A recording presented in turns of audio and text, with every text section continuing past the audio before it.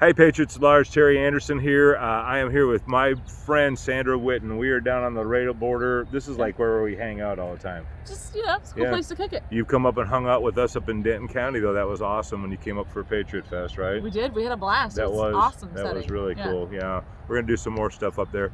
But listen, so on the Patriots at Large YouTube channel, I do a lot of interviews with Patriots, right? Mm-hmm. And so when I met you, I knew you were a Patriot right from the get. You took me around, you showed me all up and down here, 40 miles, 50, more than that, an hour and a half that way, and then 40, 30 minutes up that way. Spent the whole day together, showed me the whole community, and really, got my heart going for the border communities and what's going on down here.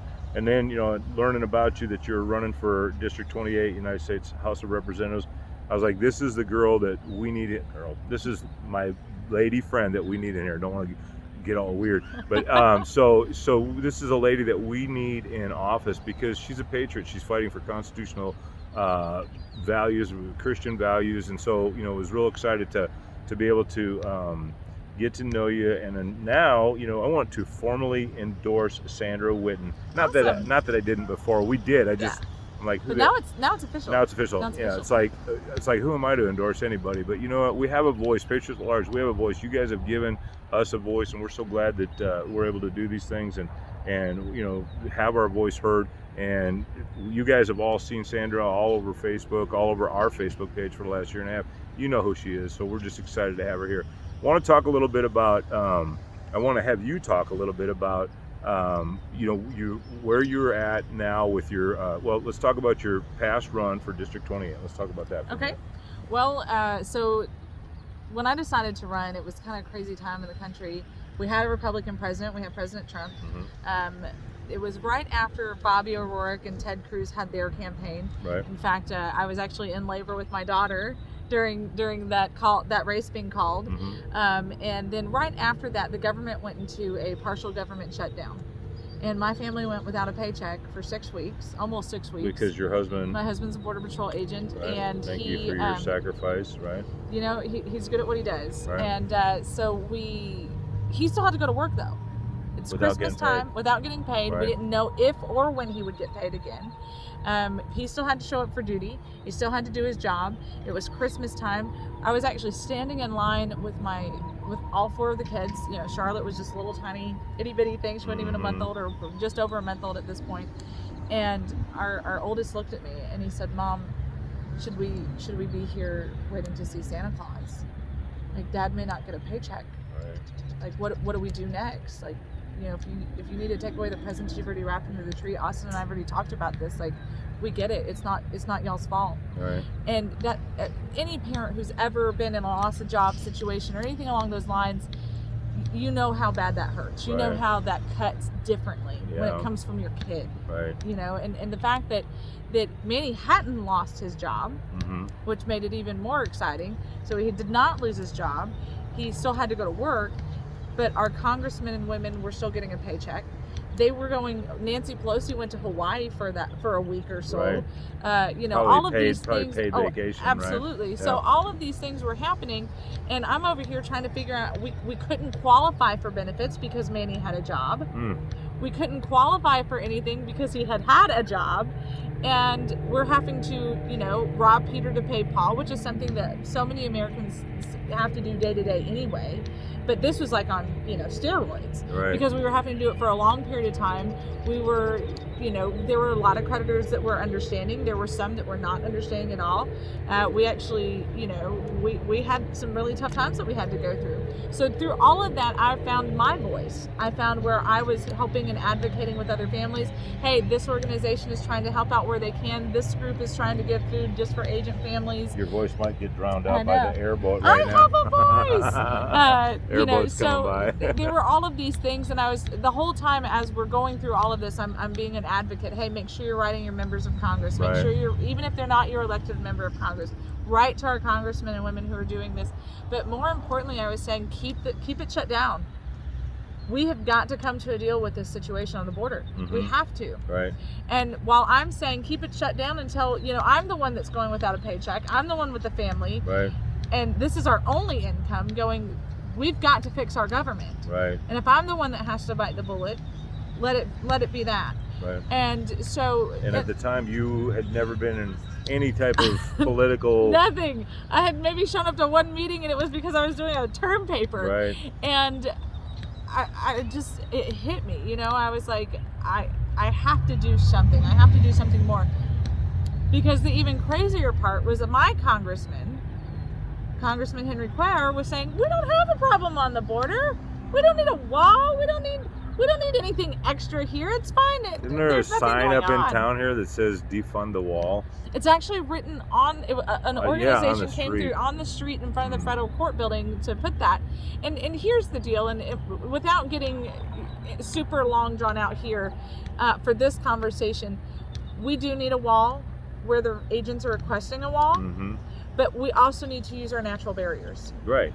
And that whole defund the wall movement shut down all conversations on both sides. Right. On the left side and on the right side. It was the most controversial piece of junk that they could have ever thrown out there. And it was disgusting the way that it's been I mean, it shut down conversation. So now it's so you don't want a wall? You don't care about border security. Right. Well, wait a minute. Wait, there's more layers to the onion. Hold on a second. It's not just one bite of an onion. Right. Yeah. And I think a lot of that was like, because this is a picturesque park right here. And, you know, this can be maintained here.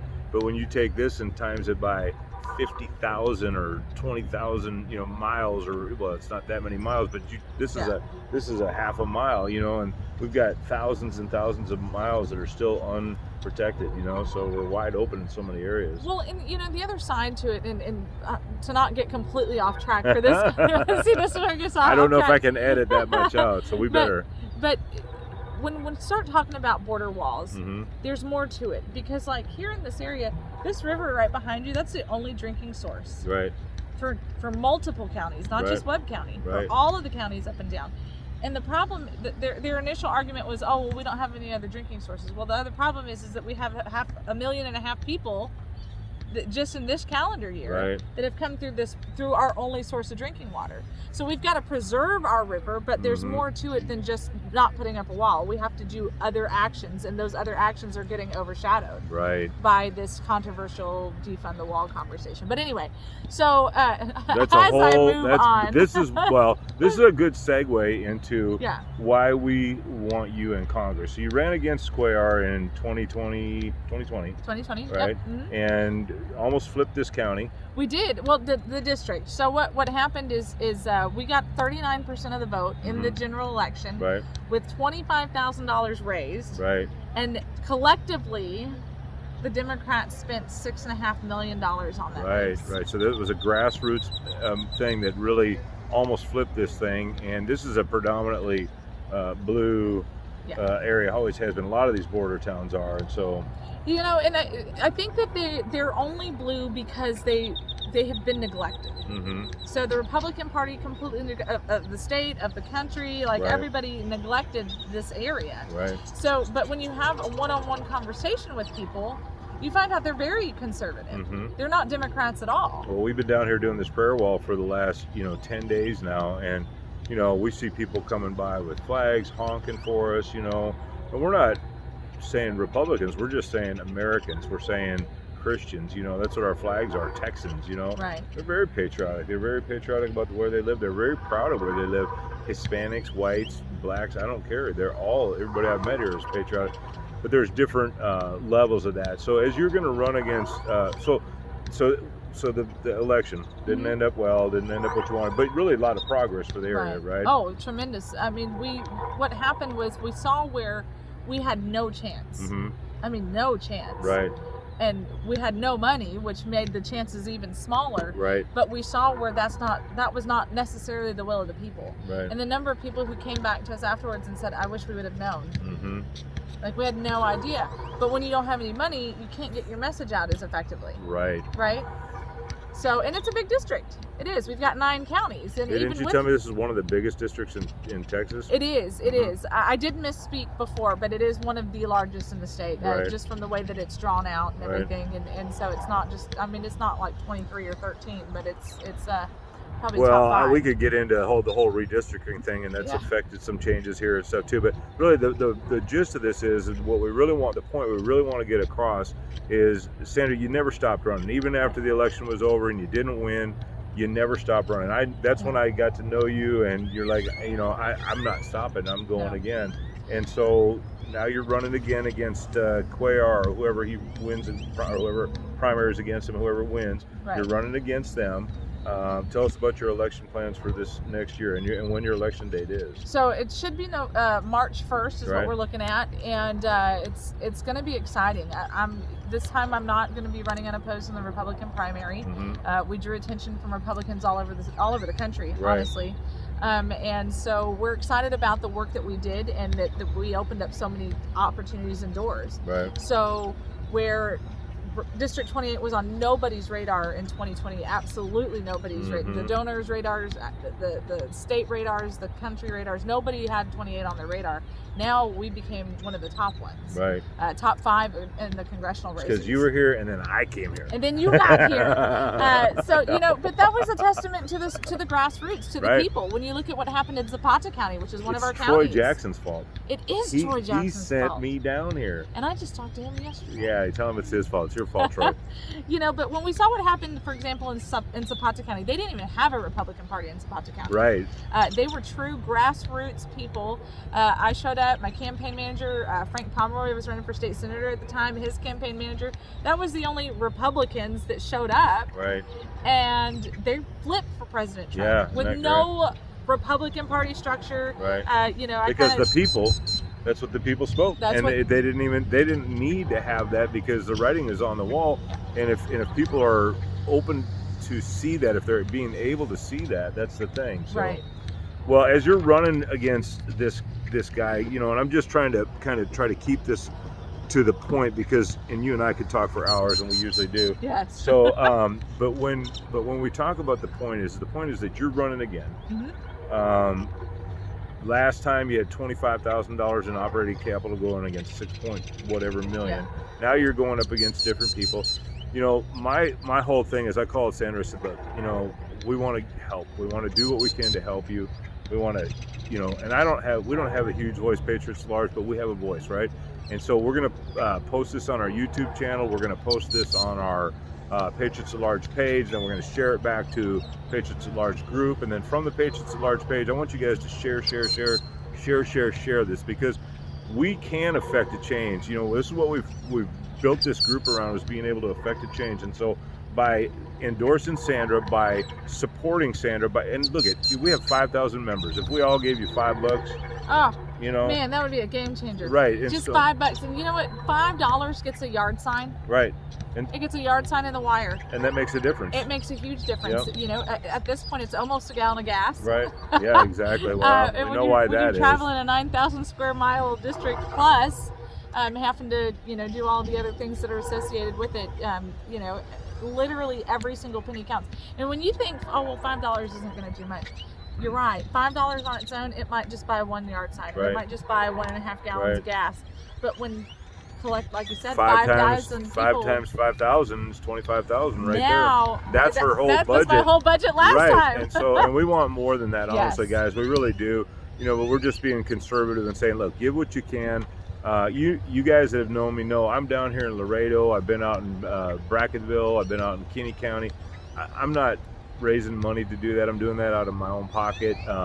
This is a labor of love for me, but some labors of love are too big. They're just too big to do alone. And you can't, if we really want to affect a change, let's back Sandra. Let's help her, Sandra Whitten for Texas, or Sandra for Texas. Sandra for Texas. And so we want to give you the website. It's sandrafortexas.com. Sandra, FOR, Texas.com. And you have a link on there? Yes. So if you click contribute now, it's on every single site. And I think as soon as you open up the website, it'll pop up, hey, we need your help. Right.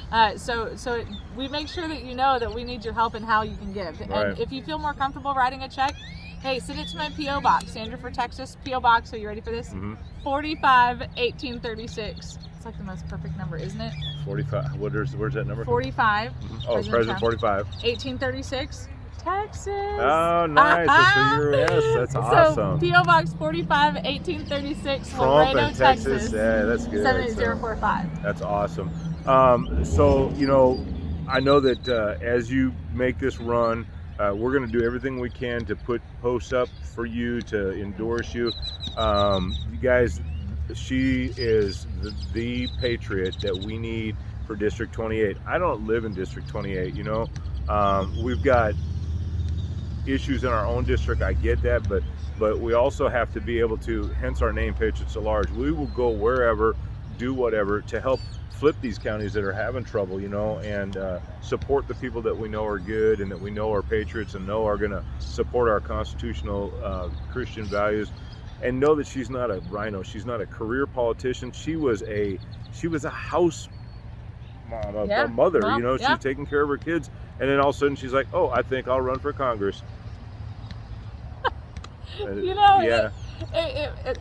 kind of sounds funny, but that's pretty much what happened. And